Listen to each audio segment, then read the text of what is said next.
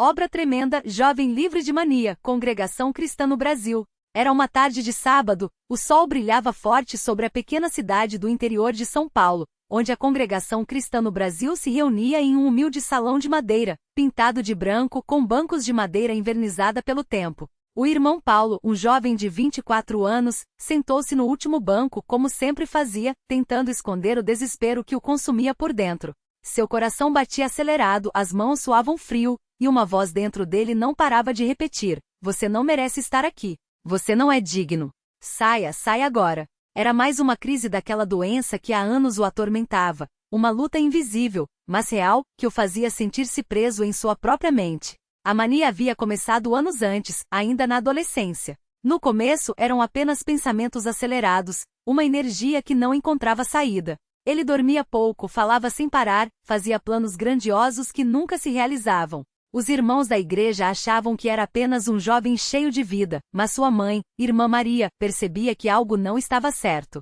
Com o tempo as crises pioraram. Ele passava dias sem dormir, ouvia vozes que ninguém mais escutava, tinha medos irracionais e em alguns momentos, chegava a agir de forma agressiva, como se algo dentro dele o empurrasse para o descontrole. Os médicos deram nomes difíceis: transtorno bipolar, psicose maníaca, mas para a Irmã Maria, era uma batalha espiritual, uma prova que só Deus poderia resolver. Uma noite, depois de uma reunião de oração, o irmão Paulo não aguentou mais. Ele se jogou no chão do quarto, chorando como uma criança, enquanto sua mãe, de joelhos ao seu lado, clamava a Deus em lágrimas: "Senhor, o Senhor conhece o coração do meu filho. Tu sabes que ele te ama, que ele quer servir a ti, mas essa coisa o está destruindo. Livra-o, Senhor. Em nome de Jesus eu te peço, quebra essa corrente." Paulo sentia como se algo pesado o esmagasse, como se mãos invisíveis apertassem sua cabeça. Ele gritava: "Mãe, não aguento mais. Parece que tem alguém dentro de mim, falando, me empurrando para coisas ruins." A Irmã Maria, com a voz embargada, mas firme na fé, respondeu: "Filho, isso não é você. Isso é um inimigo tentando te afastar do Senhor. Mas Deus é maior. Ele vai te libertar." Os dias seguintes foram de uma luta intensa.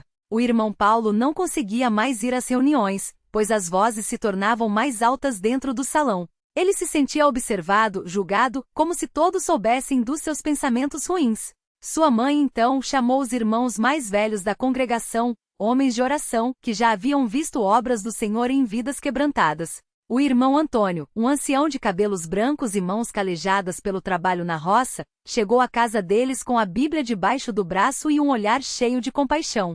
Sentou-se ao lado de Paulo e disse com voz calma: "Meu irmão, eu também já passei por provas que pensei não suportar, mas Deus nunca nos abandona. Vamos orar." E assim, ali mesmo, na sala simples, com o cheiro de café recém-passado, eles se ajoelharam. A oração começou baixa, mas logo se tornou um clamor. O irmão Antônio impôs as mãos sobre a cabeça de Paulo e começou a interceder com autoridade: "Senhor Jesus, tu que curaste os enfermos, que expulsaste demônios, que libertaste os cativos, olha para este teu servo.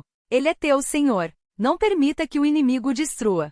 Quebra essa maldição, quebra essa corrente em nome de Jesus." Paulo sentia o corpo tremer, como se uma corrente elétrica o percorresse. As vozes dentro dele gritavam, como se estivessem sendo arrastadas para fora. Ele começou a chorar não de tristeza, mas de alívio, como se algo dentro dele estivesse se partindo. De repente, uma paz estranha o invadiu. Era como se um peso de toneladas tivesse sido tirado de suas costas. Mas a batalha não terminou ali. Nos dias seguintes, o inimigo não desistiu. Paulo ainda sentia os pensamentos acelerados, ainda ouvia sussurros tentando lhe dizer que nada havia mudado. Sua mãe, porém, não deixava que ele desanimasse. "Filho, a vitória já é nossa. Só precisamos persistir." E assim, todas as noites, antes de dormir, eles oravam juntos. A Irmã Maria lia passagens das Escrituras, especialmente aquelas que falavam da proteção de Deus. "O Senhor é o meu pastor, nada me faltará. Deus é o nosso refúgio e fortaleza, socorro bem presente na angústia." Paulo repetia essas palavras como um mantra, tentando ancorar sua mente nelas. Uma semana depois, durante a reunião de Domem, algo extraordinário aconteceu. O irmão Paulo, que há meses não conseguia ficar quieto no banco, sentou-se ao lado de sua mãe e pela primeira vez em muito tempo sentiu-se em paz. Não havia vozes, não havia medo, não havia aquela agitação sem motivo. Quando o irmão que presidia a reunião anunciou o hino "Jesus, teu sangue me livrou", Paulo não conseguiu segurar as lágrimas. Ele se levantou tremendo, e foi até a frente do salão. Com a voz embargada, mas firme, ele testemunhou: Irmãos, eu vim aqui hoje para dar glória a Deus. Ele me libertou. Eu estava preso, mas Jesus me soltou. Eu ouvia vozes, tinha medos, não conseguia dormir, mas o Senhor me curou. Não foi médico, não foi remédio, foi a oração, foi a fé, foi a mão poderosa de Deus. O salão ficou em silêncio por um momento, até que um murmúrio de glória a Deus começou a se espalhar. Muitos irmãos se levantaram e foram até Paulo, abraçando-o, chorando com ele. A irmã Clara, uma senhora que já havia visto muitas obras do Senhor, seguiu até ele e disse: Meu filho, eu sabia que Deus ia te libertar. Ele nunca falha. O irmão Antônio, aquele mesmo que havia orado por ele, colocou a mão em seu ombro e disse: Agora, você precisa permanecer firme. O inimigo vai tentar voltar, mas você já sabe quem é o seu libertador. E assim foi. Nos meses que se seguiram, Paulo enfrentou algumas tentações de desânimo, mas agora ele tinha uma arma poderosa, a certeza de que Deus o havia ouvido. Ele voltou a trabalhar, voltou a participar ativamente das reuniões, e até começou a ajudar os jovens da congregação, contando sua história para que eles soubessem que, não importa quão grande seja a prova, Deus é maior. Sua mãe, a irmã Maria, nunca se cansava de agradecer. Todas as manhãs, antes de sair para o serviço, ela se ajoelhava e dizia: Obrigado, Senhor, por devolver meu filho.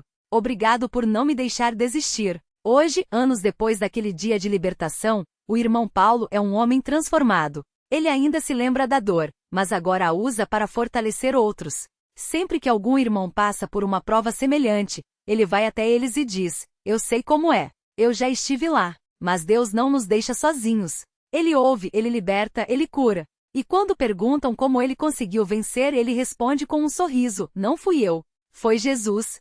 Só ele pode fazer uma obra assim. E assim, na simplicidade da fé, sem alarde, sem teorias humanas, apenas com a certeza de que Deus é fiel. Mais uma vitória foi escrita na história da congregação cristã no Brasil. Uma obra tremenda feita não por mãos de homens, mas pela graça do Senhor que não desampara os seus. Que a Ele seja dada toda a glória pelo que fez, pelo que faz, e pelo que ainda há de fazer nas vidas daqueles que nele confiam.